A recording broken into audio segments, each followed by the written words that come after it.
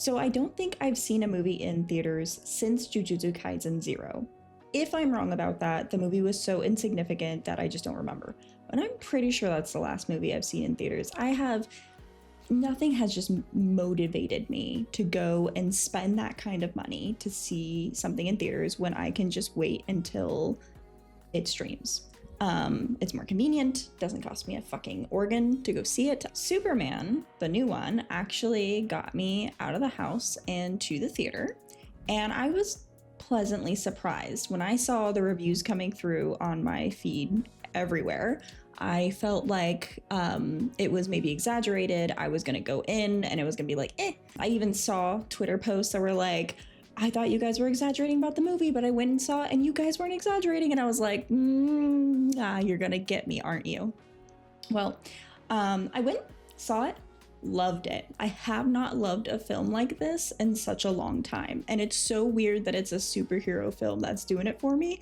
And if you know me, it's even weirder that it is a Superman movie, right?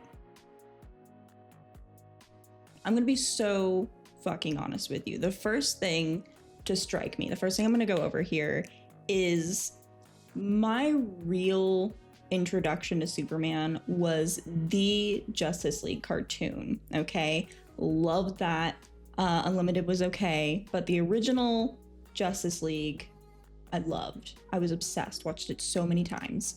And the one thing that I felt like kept trying to, like, even as a kid, I felt like they were trying to push on me that Superman was this Boy Scout. I think they even use that terminology. He's a Boy Scout, he's goody two shoes, he's like the guy, okay? And it just, he always came off snobby to me, like better than thou, not really all that great. And what ended up happening in Justice League Unlimited was I was introduced to Captain Marvel, or Shazam, and I felt he better personified that, right? Like that was my Boy Scout. And to this day, like until today, I really felt like Captain Marvel fit that better than Superman.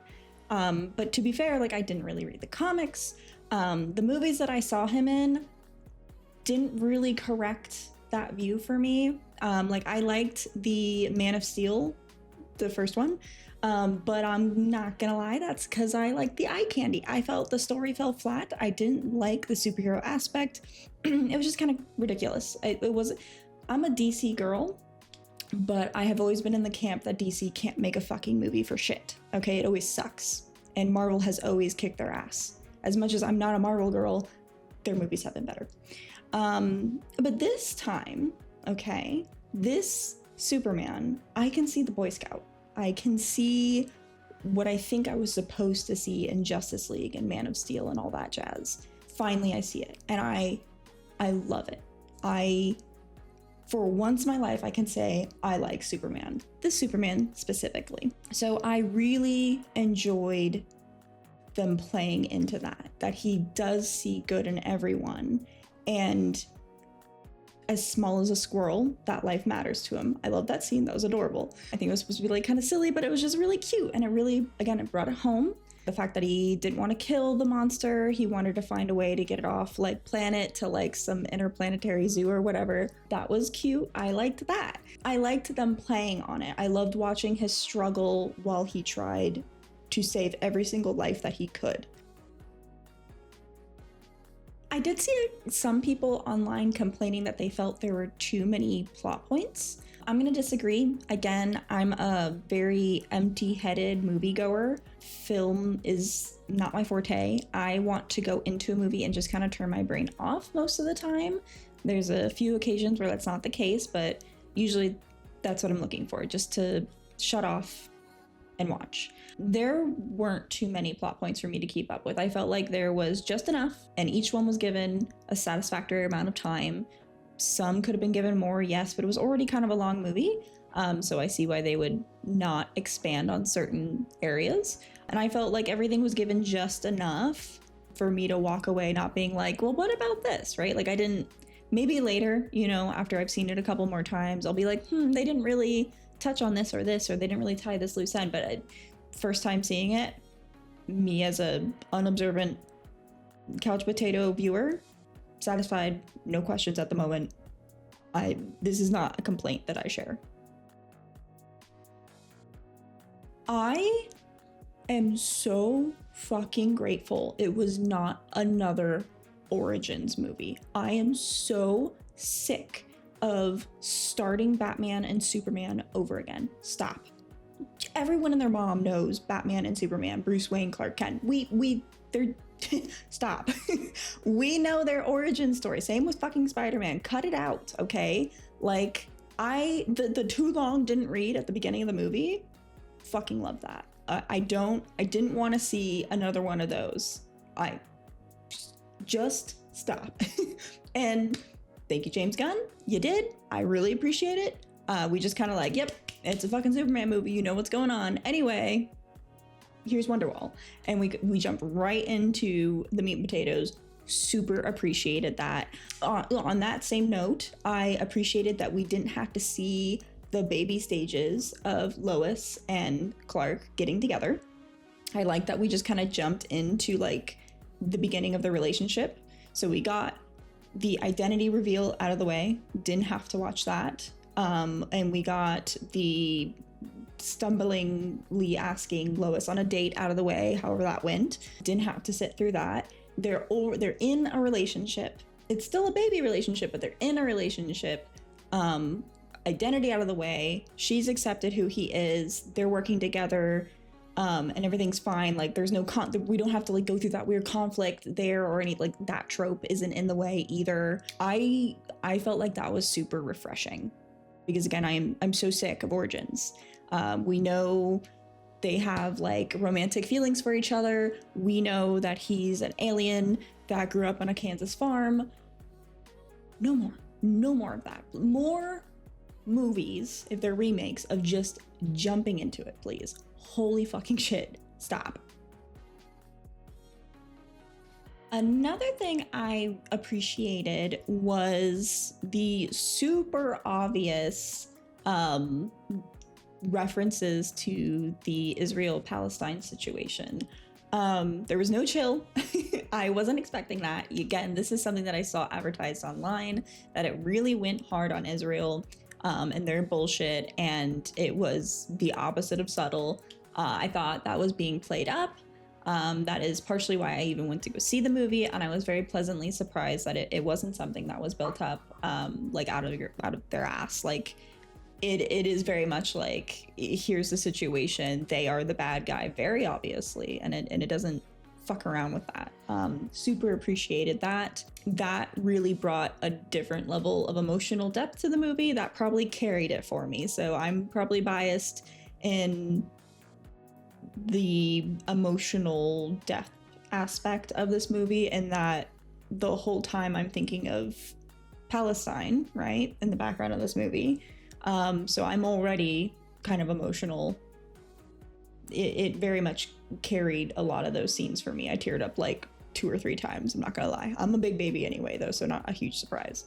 On that note, in the beginning, when Lois and Clark are arguing, I felt like as the tension was building, I really felt that frustration that Clark Kent did, because their argument where he's saying like, I saved people, why are people so mad at me? I saved people from dying. And then Lois is going on about the political implications and so on and so forth. It really resonated with conversations that I have tried to have with people in real life. A lot of people I know IRL, they are left-leaning, but they don't have space for current events and politics and current news in their life. And so it can be very frustrating when any of these kind of topics come up around them, because they don't know anything on purpose and still try to have an opinion. And I don't know. I know it's not the same, but that's all I could think of the whole time that conversation was happening, and he was getting angry and frustrated, and she was trying to nail home her point. All I can think about was when I'm having this topic conversation IRL with people who are not on the same speed as me, and how goddamn frustrating it can be, even with those people being well-intentioned. So that scene, like, legit, like, I felt like my blood pressure going up. Like, I was like, please move on. Like, too real for me. Please, Jesus. Another thing that I like that this movie did, I felt like it called out a couple of superhero movie tropes, in a very, I guess not tongue-in-cheek way, but like, I liked it. I used to be a huge superhero movie fan. I will say that, just like a lot of other people, my excitement for them kind of wilted after the last arc with Thanos, that final movie. I haven't seen a ton after. I think I was just fatigued, and they had really boiled down each script to the same formula over and over again, and I just haven't gotten back to them. But I really enjoyed how they kept mentioning property damage. It's even in like the background, you could hear like on the TV and the news, like they'd be mentioning property damage, and like the whole time, like, I'm just, that's realistic, you know, because like, yes, people have died, or yes, people were saved, but think about all the money, time, resources, people's lives destroyed in these like disasters. Like, a monster destroys a city, you know, maybe the city's evacuated, but if like an apartment building is destroyed, that's someone's life in there, you know, like that's a lot of people's lives in there. That's their memories, that's their stuff, that's their day-to-day, that's where they live. Where are these people going to live now? Like, we just have like a bunch of randomly new homeless people. I'm getting sidetracked. And point is, I appreciated that they actually like took the time, to mention property damage, because I feel like that's like the joke with superhero movies, and they just mentioned it outright several times. Another thing I really liked is during that big monster battle, I think he like pushes or punches the monster or something, and it almost hits a building, and he flies behind it and stops it from falling into the building, sets it back upright. And that is just a situational and environmental awareness that you don't see in a lot of superhero movies. Loved it. Super refreshing. I was like so annoying. I went with a buddy to the movies, and I kept like looking over at them like, did you see that? Like, did you see the thing they just did? And they're just like, don't make eye contact, don't just watch the movie. But yeah, that was one of the scenes where I was like, oh my god, did you see what they just did? So there was that, and then immediately after that, the thing like blows fire and it like scorches people, and it doesn't hurt anyone, but then he's like, you know, eyes are up here. He flies up specifically so the monster will continue to blow the fire upwards, again, away from people, away from property, just doing whatever he can to mitigate the damage that is being done to surroundings and, you know, casualties. Super refreshing. Loved it. Want to see more of it. On that same topic, I don't want to say I've gotten sick of the Marvel formula, but I feel like so much comedy gets pushed into those movies now. It doesn't come off the way it used to for me. When they first started making the scripts with a bit more comedy, I enjoyed it. It was refreshing at the time. It really fit into the fact that this is a comic movie. I feel like over time it has become too much. Now, I have not seen recent Marvel films, okay? So like, I don't know if that's how they still are, but I remember that's how I felt towards the end of the Thanos arc with Marvel. I felt like at the same time, I enjoyed DC's grittiness, but I felt like the films lacked the depth to bring it home, right? Like, it's still a superhero movie, and they were just not delivering on the gritty feeling that they were obviously trying to do. I didn't mind the lack of color, and I didn't mind the serious scripts. They just weren't done well enough for it to land, in my opinion. And they would have some of those ridiculous things in the movies, and they'd have to play that off as serious, and it wasn't working. They did add more comedic relief, in my opinion, here, and I felt like they rode the line of it being too much. Like, they didn't They didn't cross over in it to being too much, and they didn't make the movie try to be more serious than it was. Because at the end of the day, you've got a bright yellow, red, and blue motherfucker flying around saving the world in his underwear. It's a little ridiculous, right? But they managed to, in my opinion, properly mix the serious and comedic ratio. Liked it. I thought they did a really good job, with one exception at the end, which I'll go over in a moment. So, liked that. I hope DC can continue to make that perfect mix. Not too gritty, not too comedic. Ride that line. Because there are serious topics, but you are a superhero movie, and it's a little ridiculous, and it's okay to make it funny at certain parts. Don't overdo it. Don't become Marvel, please. On the topic of side characters, I loved them all. I don't think there was a single side character that I didn't appreciate in some way or shape or form. Krypto specifically. So I have a friend who has I think it's called a Los Ospo. Not sure if I'm pronouncing it right. Her name is Lucy, and she is chaotic neutral in the most pure form. Okay, dog's insane. She's a good girl.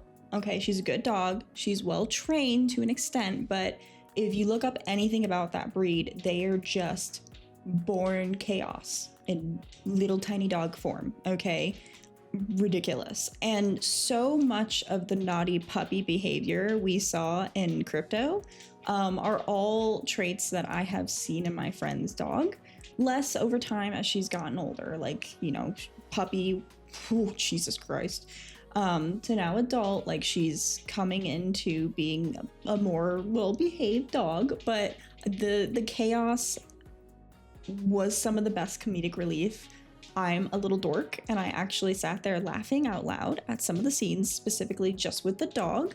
My buddy that was with me to see the movie, that's actually the guy that owns Lucy, and I just kept like fucking getting his attention, like, hey, look what the dog's doing, that's what your dog does. I must have been so fucking annoying this whole fucking movie, this poor man.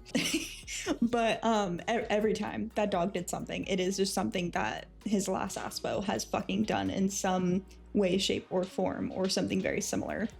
So that was just a joy. I never once got sick of Krypto. I was a little worried they would overuse the dog for like just comedic relief, but I really feel like they did a really good job just personifying a untrained or poorly trained younger dog. I really liked that when he tried to communicate with Krypto, the dog didn't just immediately understand what he wanted. Very realistic of having a sidekick that's an animal. And I mean, even that end fight where he was like, get the toy, and the dog knew what to do, was like, that kind of pushed it for me, but I recognized we needed to like wrap the movie up, and that kind of made things come together. So like, I'll allow it. But everything else, you know, the dog was just being a fucking dog, chaotic, neutral to the end, and it was perfect. The dog was such a great part of this fucking movie, and I'm so glad that they added him in there. Shout out to Lucy, I love you. I really appreciated the Justice Gang. Obviously a little disappointed that Hawkgirl didn't get more story. She really was just kind of left out. The other two got way more screen time. But what I will say is what we do see of Hawkgirl, I appreciate. Was not overly sexualized, and from beginning to end, she was just a hard ass, which is the Hawkgirl I know and love. She was just a hard ass. She was enjoyable. They did not overplay her like sassy hard assness, which can happen. Okay, and these movies will be like, she's an independent man who ain't need no man, and like they just ham fist the fucking strong woman thing sometimes, okay? And it drives me bonkers. But in this case, I actually felt like she came off she's just Hawkgirl, okay? Just who she is. Love that she killed the motherfucker at the end. That was beautiful. That was chef's kiss.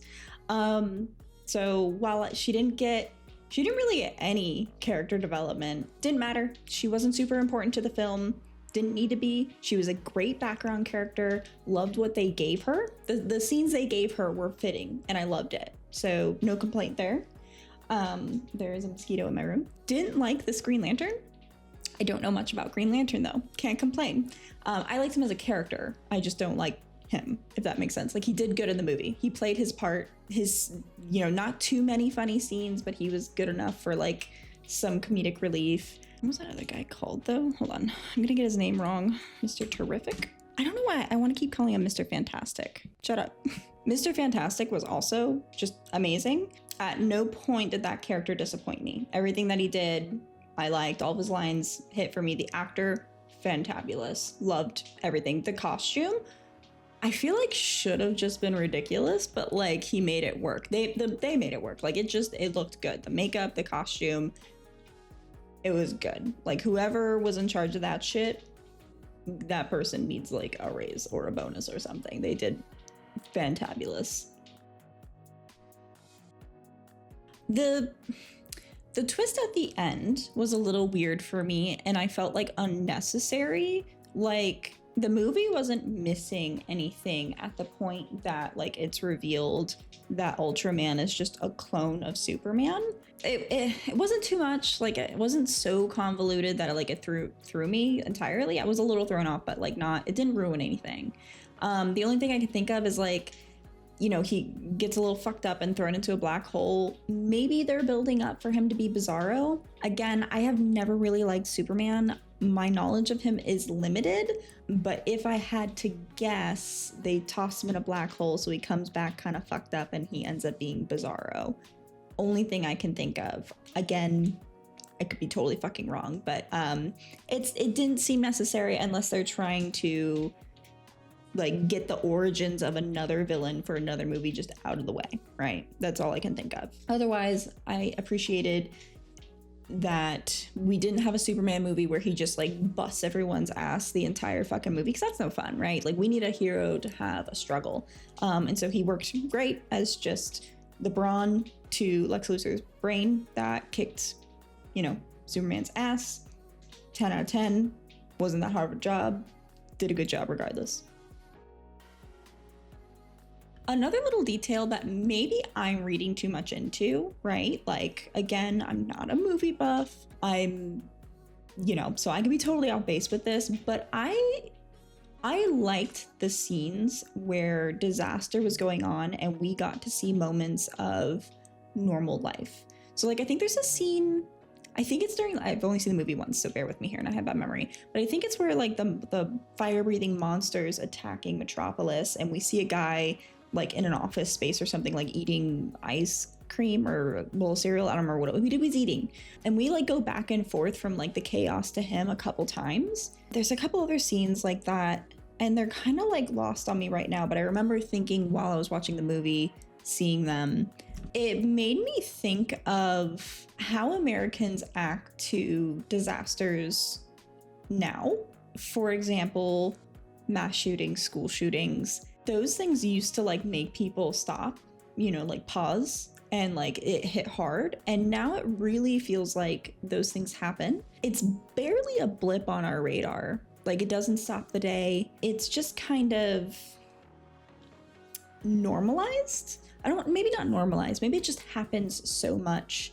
We don't have the capacity to feel what we may have before, like the depth of it.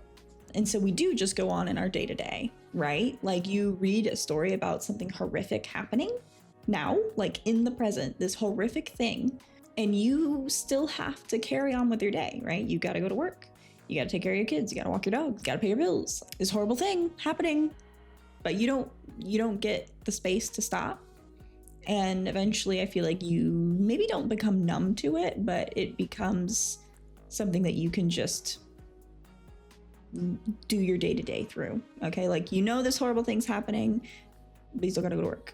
Terrible things happening, gotta take the dog out to take a piss.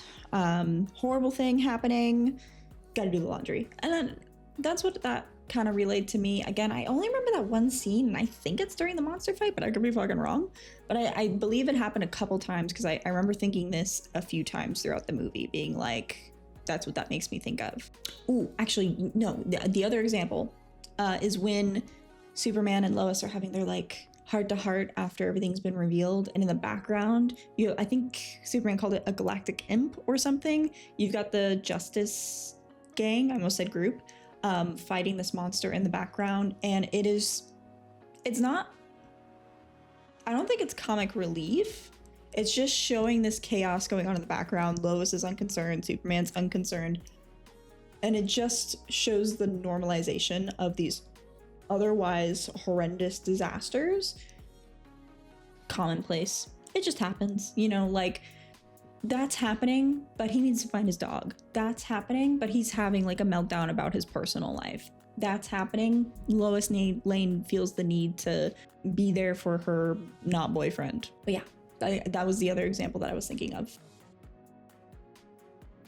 I wanted to comment on another YouTuber's video. So once I got home, I threw on YouTube and I saw that Moist Critical had done a review of the Superman. And honestly, because I watch so few movies now, I normally watch his reviews just to get like a rundown of what the fuck a movie's about, and I don't even watch the movie. This is one of the few times that I watched one of his reviews and I actually saw the movie first. So there are two things that I disagreed with during his review. The first is like he complained about Superman getting his ass kicked too much. But if I remember correctly, like the only person that actually, if you bring everything back down to like root cause, the only person that kicks his ass is Lex Luthor, right? Ultraman, what was the fake country, Baravia, whatever, like that guy, like they were one and the same. They kicked his ass, but they were just doing what Lex Luthor ordered. And then later on, you know, the Kryptonite, Lex Luthor outsmarting him. So every step of the way, it's really only one person kicking his ass. It's Lex Luthor kicking his butt in multiple ways and just outsmarting him. And I feel like it's important when you have a superhero movie to not let the hero overpower the villain until like towards like the end, right? Like they got to be scary for some reason. And we are given context that Lex Luthor has been studying Superman for X amount of time. He came up with this plan. He's supposed to be a super genius. So it makes sense to me that everything that comes back to Luthor kicks Superman's ass. Like the monster scene doesn't really count as him getting his butt kicked, because we see that he's not getting his butt handed to him so much as he is struggling to find out how to stop property damage, stop casualties, but not kill the monster, right? He makes a comment at some point that he wants to like send it to like, I don't know, like a space zoo. And I feel like that's where the struggle came from. Not that it was overpowering him or outsmarting him.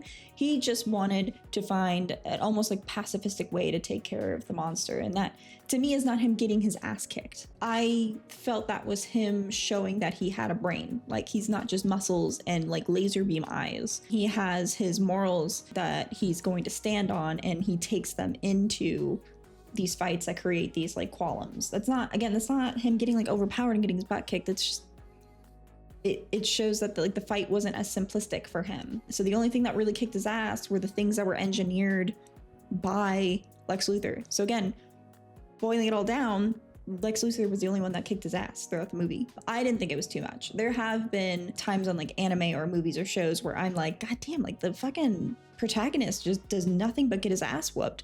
But this was not one of those cases. So I definitely disagreed with that. Unless I've only seen the movie once and I have bad memory. Like, am I just forgetting like someone else that kicked his butt? Pretty sure it was literally just the things set up by Lex Luthor. And he was the big bad, so it makes sense. Another thing I disagreed with is he seemed to imply that they lost the plot with Lex Luthor's character towards the end of the movie. Like he became, I don't want to say like he was implying he became less Luthor, less evil, more like he was implying that the evilness of the character lost momentum. And I feel like maybe just he lost the plot a little bit based on like realistic violence versus unrealistic violence. So if I understood him right, he was saying after the Russian roulette scene where he blows this random man's fucking head off in front of Superman with like a revolver, that was like peak inhuman evilness. But by the end of the movie, he loses that. But if you really think about it, he opened up like a fucking void. And per his dialogue, he was going to let this void just cut through as many cities as no number of cities is like mentioned. He's just like, until I feel like saving a city, right? Like until on a whim I decide to stop what's happening and like sew the void back together. I can't even like think about how many people that would kill, how many lives that would ruin. So it's not as, maybe it's just not as abrupt as blowing someone's brains out. And I think maybe why it came off less evil is it's not a realistic form of violence. Maybe that just didn't hit home. But I don't see how killing that many people on a petty whim would make him lose his evil momentum. If anything, I felt like that kind of came out of left field for me, of a jump in violence and evilness from what felt more targeted, like blowing someone's brains out to, you know, interrogate Superman, to just fuck it, let Metropolis fall, let the next city fall, I don't care, YOLO swag, right? That actually seemed like a bit of a jump for me, but definitely not that he lost momentum as a villain. He kept fucking snowballing. Now, on that note, I do actually agree about the ending scene being kind of lame, where Krypto beats the shit out of Lex Luthor. I felt like that took the wind out of the sails of that scene. I don't know if it was meant to be funny. For me, it was hard to look at because like broken bones and all that jazz. I felt like the Lex Luthor character had this like dignified evilness about him, and it just wiped that out entirely. And I didn't necessarily like that, like the way they did it. On top of that, I felt like it was out of character for Superman to just let that happen, because up to that point, like, he tries to talk, like, I guess he doesn't really do like the talk no jutsu like Naruto, but it just felt like the way they were aiming the character was he was almost like anti-violence to a degree, wanting to fix every situation. It felt odd that he was just watching his dog beat the ever-living shit out of this normal squishy human, right? Like, he gets up from that and he's got like a broken arm and he's all fucked up, and after they built him up to be a Boy Scout, it felt odd to watch Superman just watch his dog beat the ever-living fuck out of someone. I understood why Krypto attacked, but I feel like the character they had built up to that moment would have stepped in and stopped Krypto, beyond just being like, no, Krypto, bad dog, don't do that. Like, so I'll agree that that scene was just weird and I didn't like it. Probably the only other thing that stood out to me was he tried to talk sense into the engineer, but didn't give the same leeway or chance to his clone. So there's a point where the clone's revealed, and I thought, based on the character they had built up, that Clark was going to try and talk his clone down. There, at no point does he try to talk to his clone and reason with him. He just continues to beat the ever-living shit out of him and takes for granted, like at face value, when Lex Luthor says that he's like a dumber version of him. We don't really know what that means. Fucking Superman doesn't know what that means. So he just sees a clone of himself and doesn't even offer the same chance he gave the engineer. That also felt weird, that he just like, fuck you, throw you into a black hole and not even attempt to do anything else. That also felt weird. Small complaint, didn't super matter. We were wrapping up the end. It's fine. Knock the big bad into, a black hole, whatever. That stood out to me because right before that, he made an offer to the engineer to stop. Didn't do that with this guy. Fuck this guy, I guess. So overall, 10/10 movie. Again, not much else has gotten my butt in a seat in a theater in a long time. I don't regret it. It was so fucking worth it. I may go see it again. Do they even do physical movies anymore? Because like, if they do, I'm buying a copy. Okay, I don't even think I own anything that can play it, but I want to own a copy, and I am probably going to get a poster because I actually really enjoyed this fucking movie. But yeah, that's it. I don't know how else to end this, so I'm gonna end it like, well, like a moist critical thing and just say, that's my opinion. Goodbye.